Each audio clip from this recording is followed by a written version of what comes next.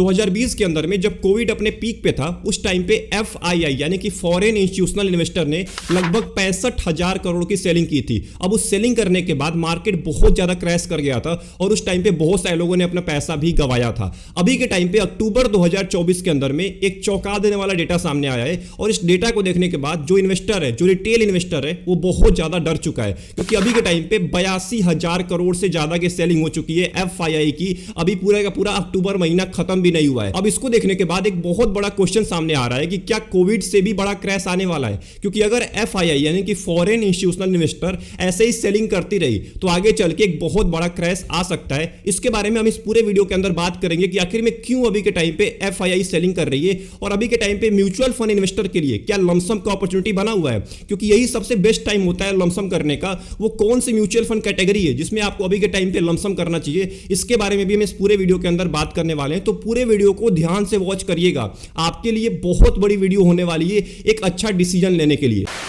अब सबसे पहले हम बात करें कि आखिर में FII अभी के टाइम पे क्यों सेलिंग कर रही है, उसके पहले मैं आपको एक इंपॉर्टेंट डेटा बताना चाहता हूं और ये डेटा एक रिटेल इन्वेस्टर के लिए अच्छी खबर भी हो सकती है और एक बुरी खबर भी हो सकती है। अब ये डेटा क्या है कि डीमेट अकाउंट 2020 के अंदर में केवल 4 करोड़ थे, अभी के टाइम पे 2024 के अंदर में ये 4 करोड़ से बढ़ के 16 करोड़ हो चुका है। एंड अगर बात करें म्यूचुअल फंड की, तो म्यूचुअल फंड जो फोलियो क्रिएट हुआ था, मतलब जब आप इन्वेस्टमेंट करते हैं तो आपका एक फोलियो क्रिएट होता है। मैं जानता हूं बहुत सारे लोग के बहुत सारे फोलियो होते हैं, तो मैं उसके हिसाब से भी आपको बताऊंगा कि आखिर में अभी के टाइम पे कितने फोलियो हैं। तो 2020 के अंदर में 72 लाख फोलियो थे, अभी के टाइम पे बात करें 2024 के अंदर में तो 72 लाख से बढ़ के 21 करोड़ फोलियो हो चुके हैं। सोचिए 21 करोड़ फोलियो। मैं जानता हूं इसमें से बहुत सारे लोग के 2-2 फोलियो होंगे, 4-4 फोलियो होंगे, तो मैं अगर 21 करोड़ में से आधा हटा भी देता हूं तो लगभग 10 करोड़ भी फोलियो बहुत ज्यादा होता है। अब ये डेटा देखने के बाद मैं क्यों बोल रहा था कि आपको डरने की जरूरत है अभी के टाइम पे, क्योंकि जो नए इन्वेस्टर आए, क्योंकि कोविड के बाद फोलियो ज्यादा क्रिएट हुए, नए डीमेट अकाउंट ओपन हुए,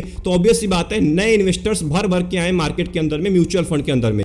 अब ये जो इन्वेस्टर्स जो नए आए कोविड के बाद, इन्होंने कभी क्रैश देखा नहीं है, इन्होंने कोई बड़ा क्रैश नहीं देखा है 20% का, 30% का, मैक्सिमम इन्होंने 7-8% का क्रैश देखा है, उससे ज्यादा क्रैश नहीं देखा है। बार बार ये करेक्शन ही देखते आ रहे हैं और करेक्शन को बहुत सारे लोग अभी के टाइम पे क्रैश बोल देते हैं। अभी के टाइम पे भी जो मार्केट गिर रहा है ना, ये करेक्शन ही बोलेंगे हम, इसको क्रैश नहीं बोल सकते। क्रैश जब होता है मार्केट ना, तो आपके होशो हवास उड़ जाएंगे, एक दिन के अंदर में मार्केट 15-20% तक नीचे गिर जाता है, उसको हम क्रैश बोल सकते हैं। तो ये जो नए इन्वेस्टर आए इन्होंने कभी क्रैश तो देखा नहीं है।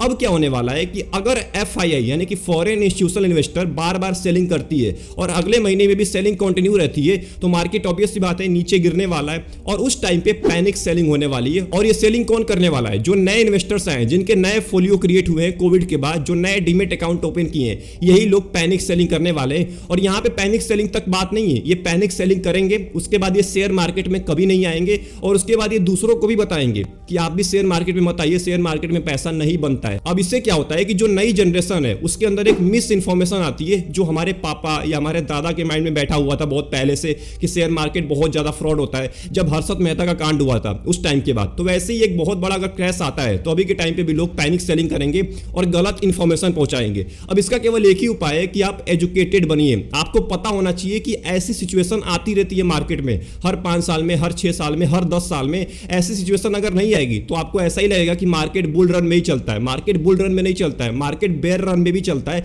और बेयर रन में आपके पास एक बेटर अपॉर्चुनिटी होती है मार्केट में एंटर करने की। अगर अभी के टाइम पे आप अच्छा खासा लमसम करते हैं, अभी के टाइम पे आप पैसा इन्वेस्ट करते हैं, तो आपको बहुत सस्ते दाम के अंदर में स्टॉक्स भी मिल जाते हैं और बहुत सस्ते दाम के अंदर में आपको म्यूचुअल फंड का यूनिट भी अलॉट हो जाता है। ये तो हमने बात कर लिया कि अगर रिटेल इन्वेस्टर अपने आप को एजुकेट नहीं करेगा तो कितना बड़ा यहां पे क्रैश आ सकता है और कितना बड़ा मिस इंफॉर्मेशन फैल सकता है। अब बात करने वाले हैं मेन मुद्दे के बारे में कि आखिर में FII अभी के टाइम पे क्यों सेलिंग कर रही है। 3 पॉइंट आपको बताऊंगा, 3 मेजर रीजन से अभी के टाइम पे FII सेलिंग कर रही है। अगर ये सेलिंग करती रही तो क्या होने वाला है उसके बाद मैं आपको बताने वाला हूं। सबसे पहला रीजन और सबसे बड़ा रीजन अभी के टाइम पे माना जा रहा है FII के सेलिंग करने का, उसका नाम है इंडिया का वैल्यूएशन। आप सभी को पता है, बाहर के इन्वेस्टर हो या भारत के इन्वेस्टर हो, सभी लोग एक उम्मीद लगा के बैठे हुए हैं कि भारत की इकोनॉमी ग्रोइंग इकोनॉमी, मतलब कि आने वाले 5 साल में, 10 साल में बहुत ज्यादा ग्रोथ दिख सकता है इंडिया स्टॉक मार्केट के अंदर। बट अभी के टाइम पे जो क्वार्टर 2 का रिजल्ट आया, मतलब कि क्वार्टर 1 का तो आ चुका था, अब क्वार्टर 2 का सितंबर महीने में रिजल्ट आया। अब इस क्वार्टर 2 का रिजल्ट आने के बाद ना उतनी ग्रोथ नहीं देखी गई है, मतलब कि जिस हिसाब से ग्रोथ चाहिए थी इंडियन इकोनॉमी के लिए उस हिसाब से इस क्वार्टर के अंदर ग्रोथ नहीं देखी गई है। और इसके हिसाब से भी जो स्टॉक मार्केट है वो अच्छा बिहेव नहीं कर रहा है। और इस रीजन से भी एफआईआई इंडियन मार्केट से पैसा निकाल के, इंडियन कंपनी से पैसा निकाल के चाइना मार्केट में पैसा इन्वेस्ट कर रहे हैं, क्योंकि चाइना मार्केट अभी के टाइम पे बूम कर रहा है। चाइना मार्केट में ज्यादा रिटर्न मिल रहा है इंडियन मार्केट के मुकाबले। तो ऑब्वियस सी बात है, इन्वेस्टर का काम है वही रिटर्न पाना। अगर उसको जहां पे अच्छा रिटर्न दिखेगा वहीं पे वो पैसा इन्वेस्ट करने वाला है। तो इंडियन स्टॉक मार्केट में इस क्वार्टर में उनको अच्छा रिजल्ट नहीं दिखा है, इसलिए वहां से पैसे निकाल के वो चाइना मार्केट में इन्वेस्ट कर रहे हैं। अगर आप इस चार्ट को ध्यान से देखेंगे तो आपको दिख जाएगा एफआईआई कितनी सेलिंग किया है। अभी के टाइम पे देखिए एफआईआई लगभग 92,142 करोड़ की सेलिंग कर चुकी है, अगर बात करें इस पूरे के पूरे महीने की। यहां पे देखिए अक्टूबर महीने में आपको रोज कुछ ना कुछ सेलिंग आपको दिख जाएगी एफआईआई की, लगभग 5,000 करोड़, 6,000 करोड़, 15,000 करोड़, 5,000 करोड़।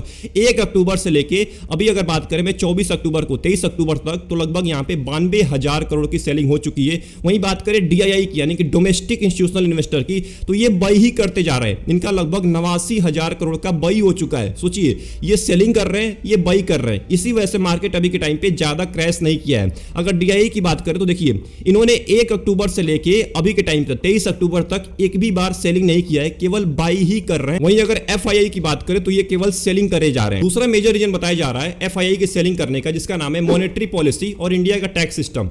अभी कुछ टाइम पहले सितंबर महीने के अंदर में यूएस के सेंट्रल बैंक यानी कि जो फेडरल बैंक है उसने अपने इंटरेस्ट रेट को कट किया था। अब इसके वजह से ये उम्मीद लगाया जा रहा था कि जो इंडिया का सेंट्रल बैंक है वो भी अपने रेपो रेट को कट करेगा। बट अभी 7-8 अक्टूबर को जो मीटिंग हुई है, इस मीटिंग के बाद ये पता चला है कि इंडिया का जो सेंट्रल बैंक है उसने अपने रेपो रेट को अनचेंज किया है, मतलब कि कोई भी चेंज नहीं किया गया है। जो पहले रेपो रेट था 6.5% का, वो आज भी रहने वाला है। जो रिजर्व बैंक ऑफ इंडिया के गवर्नर है उनका मानना है कि अगर अभी के टाइम पे रेपो रेट को चेंज किया गया तो ये बहुत ज्यादा रिस्की हो सकता है। अब देखिए, आप टैक्स को भी बढ़ा रहे हैं, आप हर साल टैक्स को भी बढ़ा रहे हैं, आप लॉन्ग टर्म को भी बढ़ा दिए, शॉर्ट टर्म को भी बढ़ा दिए, आप टैक्स भी बढ़ा रहे हैं और रेपो रेट को भी चेंज नहीं कर रहे हैं। तो लोग कंजम्पशन कैसे करेंगे, लोग सामान कैसे खरीदेंगे, क्योंकि यहां पे ईएमआई का दाम ही बढ़ जाएगा। लोग जो ईएमआई पे कर रहे हैं उनको अब ज्यादा ईएमआई पे करना पड़ेगा। एंड ऑब्वियस सी बात है, जो लोन लिए हैं उन बेचारों को अब इंटरेस्ट रेट भी ज्यादा पे करना पड़ेगा। अगर रेपो रेट कम किया जाता तो उनको इंटरेस्ट रेट कम पे करना पड़ता। अगर वो इंटरेस्ट रेट कम पे करते हैं तो सामान ज्यादा खरीदते, मतलब कि कंजम्पशन ज्यादा करते, कंपनी के ज्यादा सामान खरीदते।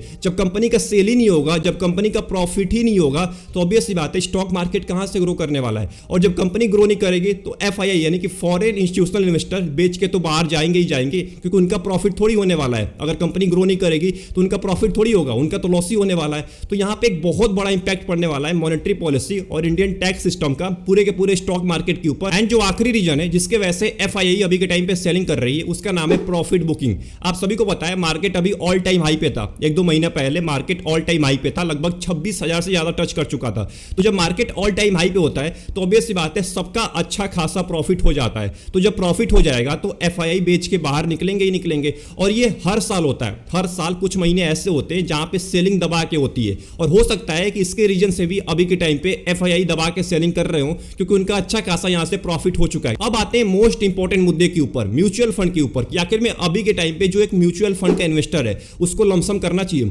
उसको अभी के टाइम पे मार्केट के अंदर पैसा डालना चाहिए। अब देखिए, मेरे हिसाब से अभी के टाइम पे आपको सब कुछ सस्ता मिल रहा है। स्टॉक्स में अगर आप पैसा इन्वेस्ट करना चाहते हैं तो स्टॉक्स में कर सकते हैं, म्यूचुअल फंड में लमसम करना चाहते हैं म्यूचुअल फंड में लमसम कर सकते हैं, क्योंकि अभी के टाइम पे सारे के सारे म्यूचुअल फंड की जो एनएवी है, नेट एसेट वैल्यू, वो बहुत ज्यादा नीचे गिर चुकी है और इसके वजह से आपको ज्यादा यूनिट मिलने वाला है। अब मेरे हिसाब से आपको 3 म्यूचुअल फंड को अभी के टाइम पे देखना चाहिए। सबसे पहला म्यूचुअल फंड है लार्ज कैप म्यूचुअल फंड।